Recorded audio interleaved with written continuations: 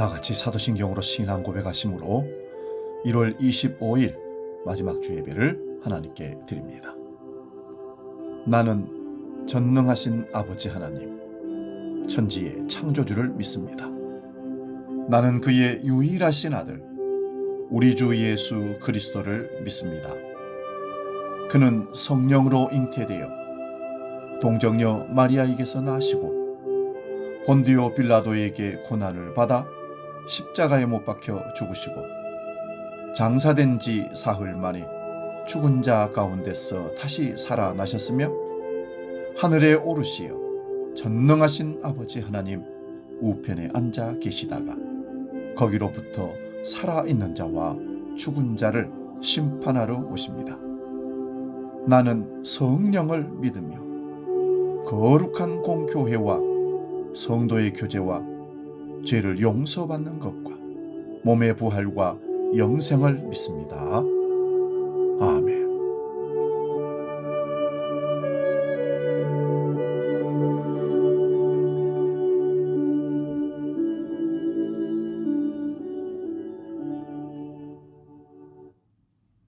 찬송가 70장 피난처 있으니 함께 찬송합니다.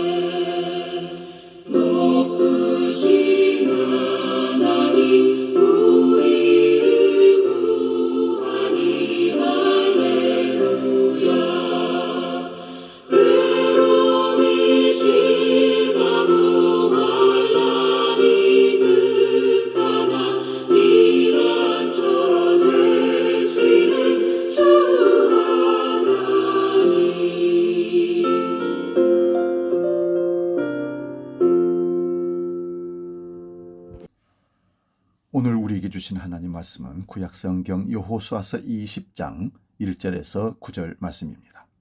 구약성경 350면에 있습니다. 여호수아서 20장 1절에서 9절 봉독할 때에 살아계신 하나님의 음성을 들을 수 있기 바랍니다.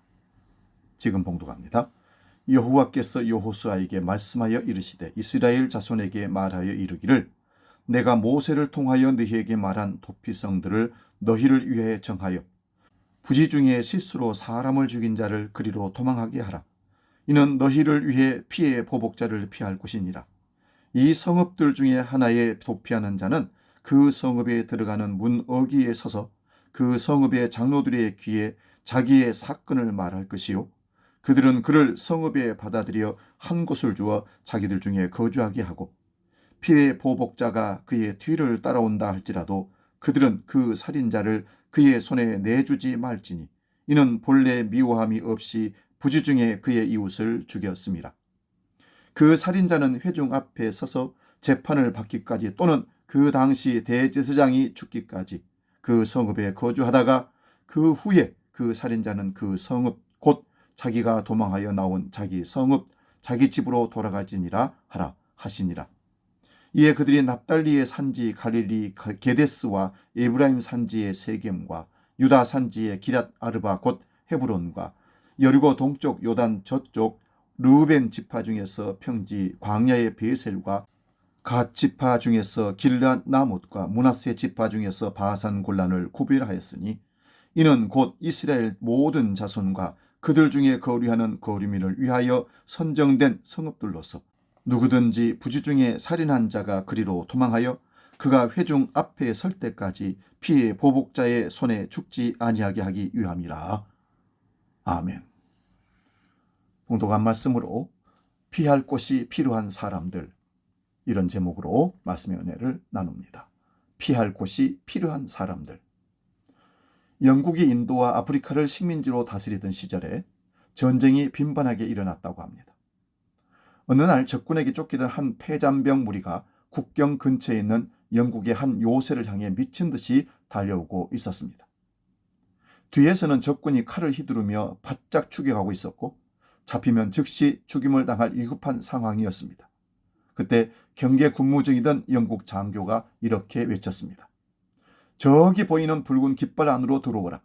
그 선을 넘는 순간 너희는 영국의 보호를 받게 될 것이다. 병사들은 죽을 힘을 다해 달려 성문 앞에 꽂힌 붉은 깃발의 경계선을 통과했습니다.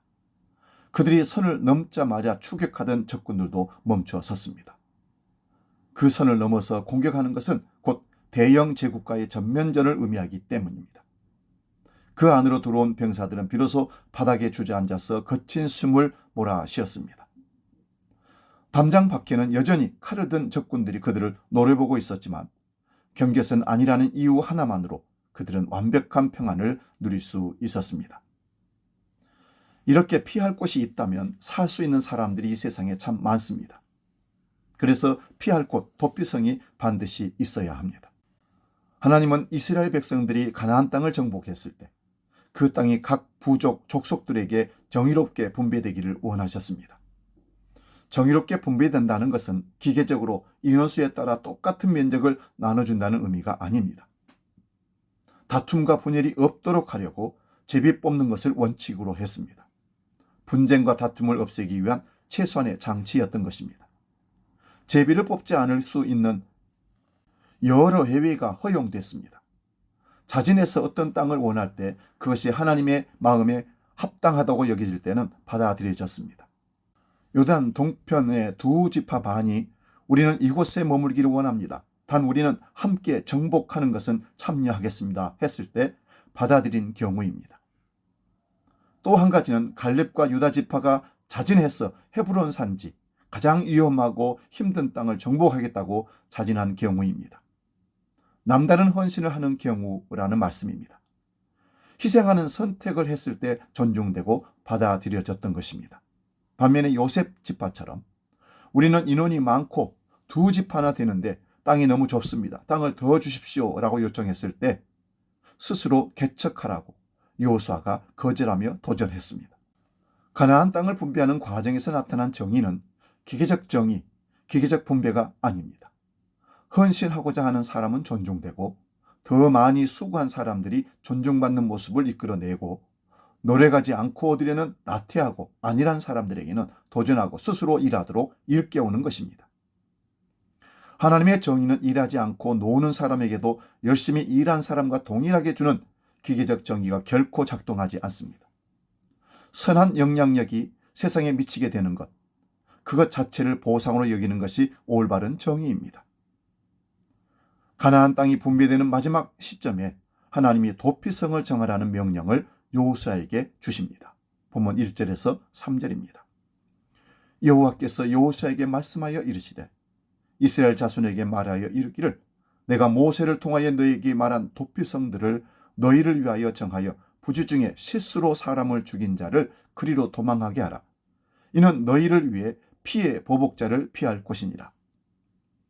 의도치 않게 고의가 아닌 미움이 아닌 우연한 사고로 인해서 사람을 죽이게 된 사람이 복수를 바로 받지 않도록 보호하는 제도로 도피성을 만들어 피난처로 삼게 하셨습니다. 도피라는 단어가 부정적인 어감을 많이 줍니다. 잘못을 저지른 사람이 책임을 지지 않으려고 도망하는 경우에 많이 사용되는 단어가 도피했다는 단어입니다. 그런데 꼭 필요한 도피도 있습니다. 자신이 잘못한 것보다 훨씬 심한 보복을 당할 위험에 처한 사람들, 당장 피하지 않으면 억울한 일을 당할 수 있는 사람이 피할 곳은 꼭 필요합니다. 정말 억울한 상황에 처한 사람들이 있습니다. 그들에게는 피할 곳이 필요합니다. 하나님이 우리 인생과 사회에서 종종 그런 일이 일어나는 것을 아셨기에 도피성이라는 제도를 제정하신 것입니다. 하나님이 주신 이 아이디어가 탁월한 수준의 사랑과 정의가 담겨있는 제도라는 것을 우리가 보고 놀라지 않을 수 없습니다. 그렇다고 무조건 모두를 받아들여지는 것은 아닙니다. 성읍의 장로들이 심사를 하게 되어 있습니다. 합당하다고 여겨질 때 받아줍니다. 혐의가 완전히 밝혀질 때까지 재판의 과정을 거치고 혐의 없음이 확인되면 그 도피성에서 평생을 살아야 합니다. 제사장이 죽을 때까지 그곳에 살아야 합니다. 진짜 잘못한 사람이라면 복수를 받도록 내어줬습니다. 이 성을 요단 동편의 3개, 요단 서편의 3개를 지정합니다. 요단 서편에서는 납달리 산지의 갈릴리 가데스, 에브라임 산지의 세겜, 유다 산지 헤브론이 지정됐고, 요단 동편에는 누벤 지파의 베셀, 갓 지파의 길란 라못, 므낫세 지파의 바산 골란 지역입니다. 골고루 분포된 이유는 어디서든지 다가갈 수 있게 하려는 의도입니다. 그곳에 가는 그 길도 잘 닦아놓도록 했고 표지판까지 마련하도록 했습니다. 가나안 땅 분배의 마지막 지점에서 도피성을 지정한 것이 놀랍습니다. 전쟁이 잦고 폭력적인 당시 사회에서 하나님은 한 생명이 억울하게 희생되지 않도록 보복 사회로 치달았던 그 시대의 생명이 얼마나 소중한지를 백성들에게 가르쳐 주시는 귀한 제도입니다. 출애굽기 21장 12절에서 13절 봅니다. 사람을 쳐 죽인 자는 반드시 죽일 것이나 만일 사람이 고의로 한 것이 아니라 나 하나님이 사람을 그의 손에 넘긴 것이며 내가 그를 위하여 한 곳을 정하리니 그 사람이 그리로 도망할 것이며 의도적으로 죽인 게 아니라면 도망갈 수 있게 해야 한다는 것입니다. 당시는 의도성을 기준으로 사람의 죄를 판단하는 게 없었던 시대였던 것 같습니다. 무조건 누군가의 피해를 받으면 보복에 나서는 시대였습니다.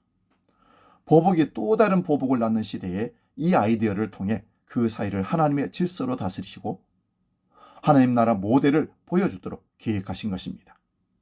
민수기 35장 22절에서 25절 봅니다. 악의가 없이 우연히 사람을 밀치거나 기회를 요법이 없이 무엇을 던지거나 보지 못하고 사람을 죽일 만한 돌을 던져서 죽였을 때에 이는 악의도 없고 헤아리 한 것도 아닌즉 회중이 친자와 피를 보복하는 자 간에 이 규례대로 판결하여 피를 보복하는 자의 손에서 살인자를 건져내어 그가 피하였던 도피성으로 돌려보낼 것이요 그는 거룩한 기름 부음을 받은 대제사장이 죽기까지 거기 거주할 것이니라. 의도하지 않은 실수로 인해서 누군가를 죽이게 된 경우는 보호해주고 도피성 제도를 통해 생명을 부화하도록 했던 것입니다. 신명기 19장 4절 5절도 봅니다. 살인자가 그리로 도망하여 살만한 경우는 이러하니 곧 누구든지 본래 원한이 없이 부지 중에 그의 이웃을 죽인 일 가령 사람이 그 이웃과 함께 벌목하러 살림에 들어가서 손에 도끼를 들고 벌목하려고 찍을 때에 도끼가 자루에서 빠져 그의 이웃을 맞춰 그를 죽게 함과 같은 것이라. 이런 사람은 그 성읍 중 하나로 도피하여 생명을 보존할 것이니라. 합당한 확인이 될 때까지 그 사람을 보호하라는 것입니다. 의도적으로 느슨하게 해서 했든지 아니면 의도하지 않은 건지를 확인할 때까지는 보호하라는 것입니다. 그래서 도피성에 오면 장로들이 판단하는 중요한 재판관 역할을 했고 재판 과정을 통해서 고의성 여부를 확인하고 만일 의도하지 않았다면 대제사장이 죽을 때까지 그 도피성에 살도록 했고 대제사장이 죽은 이후에야 고향으로 돌아갈 수 있었습니다. 도피성 제도에는 하나님의 정의 그리고 사랑이 나타납니다. 도피성 제도에 나타난 하나님의 정의가 무엇일까요? 첫째는 실수를 범해 죽음의 위기에 처한 생명을 보호하는 정의입니다. 하나님의 정의는 자비로운 정의, 사랑의 정의입니다. 사람들은 복수하는 정의를 생각합니다. 의도성 없는 실수도 정지하는 것을 정의라고 생각합니다. 이건 착각입니다. 사람들은 복수심을 표현하는 정의로 나아갈 때가 많습니다. 그러나 하나님의 정의는 사랑에 근거한 정의입니다. 재판도 그렇게 하는 것입니다. 처벌 중심의 사회가 아닌 회복 중심의 사회를 보여줍니다. 의도성 없는 실수에 대해서 하나님의 자비로운 정의를 표현해주고 있습니다. 1930년대 미국 대공황 시절 뉴욕의 어느 빈민가 법정에 한 할머니가 절도 혐의로 기소되어 법정에 섰습니다. 할머니의 제목은 빵 한 덩어리를 훔친 것이었습니다. 판사가 물었습니다. 왜 빵을 훔쳤습니까? 할머니가 울먹이며 대답했습니다. 사위는 도망가고 딸은 병들어 누워있는데 어린 손주들이 며칠째 굶고 있었습니다.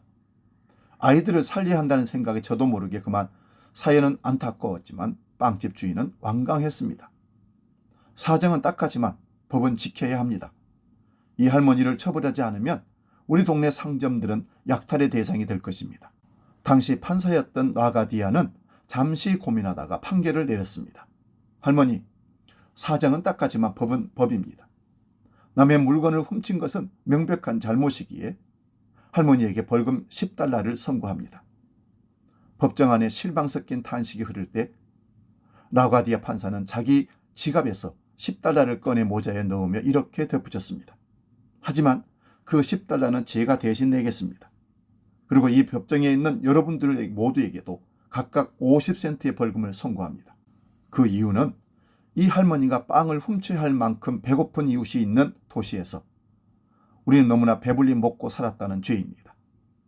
그날 모자에는 47달러 50센트라는 거금이 모였고 할머니는 벌금을 낸 뒤 남은 돈을 받아 눈물을 흘리며 돌아갈 수 있었습니다. 이것이 사랑과 정의입니다. 둘째는 지나친 복수심을 억제하는 정의입니다. 모세율법에도 눈에는 눈, 이에는 이라는 말씀이 있습니다. 복수를 하려는 것처럼 보이지만 사실 복수를 억제하는 것입니다. 눈에는 눈, 이에는 이라는 것은 피해받은 사람이 복수하는 게 아니라 어떤 국가나 공권력에 의한 정당한 대가를 치르도록 하는 것입니다. 또 복수를 개인에게 맡기면 어떻게 될까요? 사람과 사람 사이에 복수를 맡겨놓으면 당한 것보다 심하게 복수하려고 합니다. 복수가 또 다른 복수를 낳는 악순환을 방지하는 법입니다. 하나님의 율법에 이러한 정신이 깔려 있습니다. 그러므로 의도치 않게 실수로 누군가를 죽게 할 경우에 그 사람이 잘못한 것보다 훨씬 심각한 피해를 받을 수 있기 때문에 보호해주는 제도입니다. 세 번째는 실수라고 할지라도 치러야 할 대가가 있는 정의입니다. 도피성으로 도망한 사람은 실수이기 때문에 모든 것을 용서하고 아무런 대가도 치르지 않는 것은 정의롭지 못한 것입니다. 피해자 입장에서는 용납할 수 없는 것입니다. 의도하지 않은 실수였다는 게 증명돼도 그 사람에게 치러야 할 대가는 그 도피성을 떠날 수 없는 것입니다. 보호해 주기도 하지만 일종의 구금 효과가 있습니다. 집으로 돌아갈 수 없습니다. 그것이 대가입니다. 고귀한 생명을 잃게 한 실수에 대한 대가로 대제사장이 죽을 때까지 도피성에서 살아야 했습니다. 이 제도를 통해서 우리에게 발견되는 것이 무엇입니까? 대제사장의 죽음과 이 사람이 자유케 되는 것을 연결시켜 놓은 것의 의미입니다. 일종의 메시지를 주는 것입니다. 대제사장의 죽음을 그 사람 죄의 대가를 치른 죽음으로 하나님이 간주하시는 겁니다. 대제사장의 죽음으로 살인한 자의 죄값을 치른 것으로 간주함으로 자유케 해 주셨습니다. 예수님의 십자가가 생각납니다. 예수님의 죽음이 우리의 죄값을 치르는 것과 연결되어 있다는 것을 암시해 주신 제도입니다. 구약 곳곳에 하나님의 십자가 지혜가 스며 있습니다. 도피성은 그냥 눈 감아주는 것이 아닙니다. 누군가 대신 죄값을 치름으로 살 길을 열어주는 것입니다. 그것이 바로 예수 그리스도의 십자가입니다. 예수님의 십자가는 하나님의 정의와 사랑이 함께 만나는 자리입니다. 하나님의 정의는 사랑을 행하는 정의이며 하나님의 사랑은 정의로운 사랑입니다. 사랑하는 여러분, 정의를 부르짖는다면 반드시 살펴보아야 하는 것이 내 마음에 어떤 사랑이 있는가입니다. 복수에서 나오는 정의인가 아니면 사랑에서 나오는 정의인가가 중요합니다. 사랑을 부르짖는 경우라면 정의가 뒷받침이 되어 있는가가 중요합니다. 자녀를 사랑한다고 해서 무분별한 행동을 방임하지 않습니다. 그것은 옳지 않다고 말해주는 것은 자녀를 사랑하기 때문입니다. 자녀를 견책하고 책망하는 것도 사랑하기 때문에 일어나는 것입니다. 누군가를 비판하고 누군가에게 정의를 외칠 때 우리 마음에 진정한 사랑이 있어야 정의입니다. 정의 없는 사랑, 사랑 없는 정의, 어떤 것도 올바른 사랑과 정의가 되지 못합니다.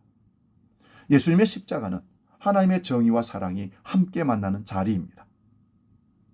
시편 어느 말씀에 의하면 사랑과 정의가 서로 입맞추었다고 합니다. 도피성은 결국 예수님의 위대한 십자가 사역을 미리 보여주는 그림자입니다. 도피성의 문이 항상 열려 있는 것처럼 예수 그리스도는 누구에게나 열려 있습니다. 도피성에는 이방인이나 여행객들도 들어갈 수 있었습니다. 예수님의 문도 유대인이나 이방인이나 야만인이나 모두에게 열려 있습니다. 도피성 안에서만 보호받을 수 있고 다른 곳에서는 보호받을 수 없는 것처럼 오직 예수 그리스도께 피함으로만 우리는 보호를 받습니다. 다른 길은 없습니다. 어디서나 쉽게 도피성에 접근할 수 있었던 것처럼 예수 그리스도는 늘 우리 곁에 살아 계십니다.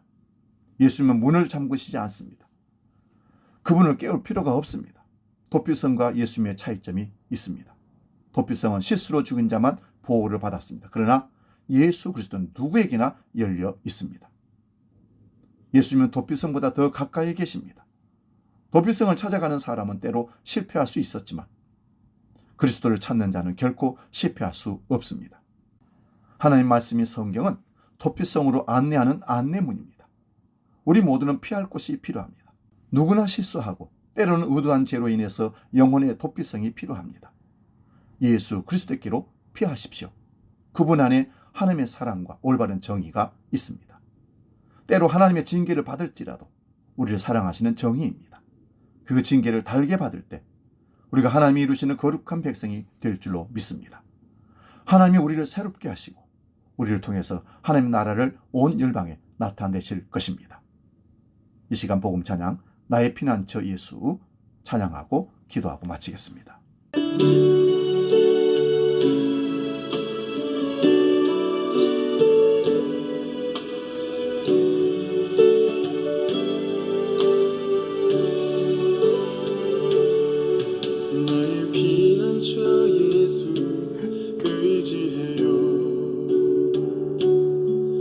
나의 피난처 예수 의지해요.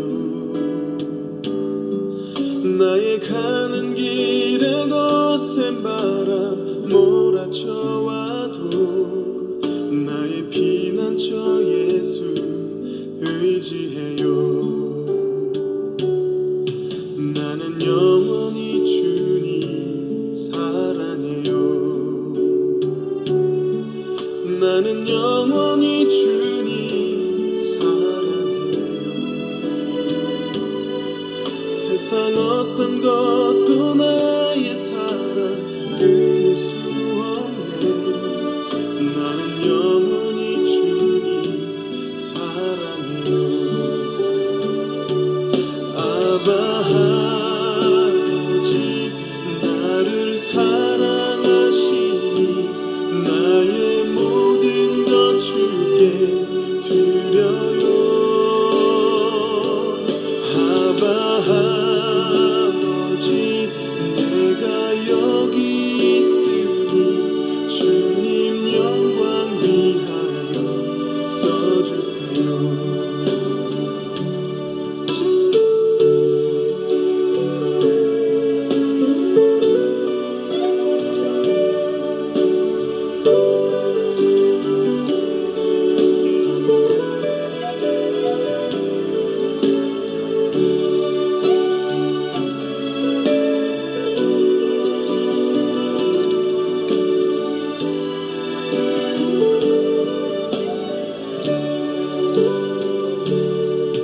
나의 피난처 예수 의지해요. 나의 피난처 예수 의지해요. 나의 가는 길에 거센 바람 멈춰와도 나의 피난처 예수 의지해요. 나는 영원히 주님 사랑해요. 나는 영원히 주님 사랑해요. 세상 어떤 것도 나의 사랑 끊을 수 없네. 나는 영원히 주님 사랑해요. 아바 아버지 나를 사랑하시니 나의 모든 것 주께 드려요.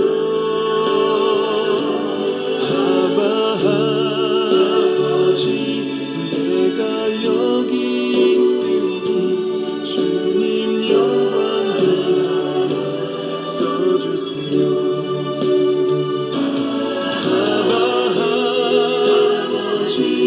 나를 사랑하시니 나의 모든 것 주께 드려요.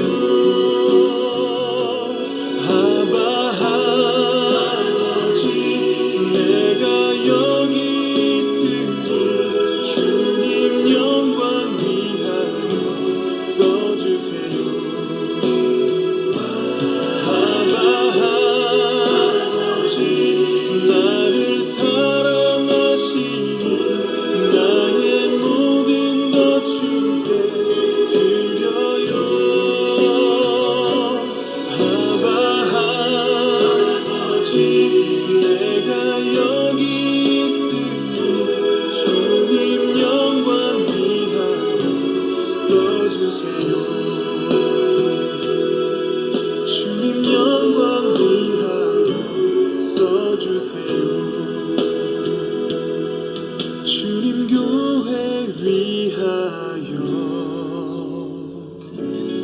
써주세요.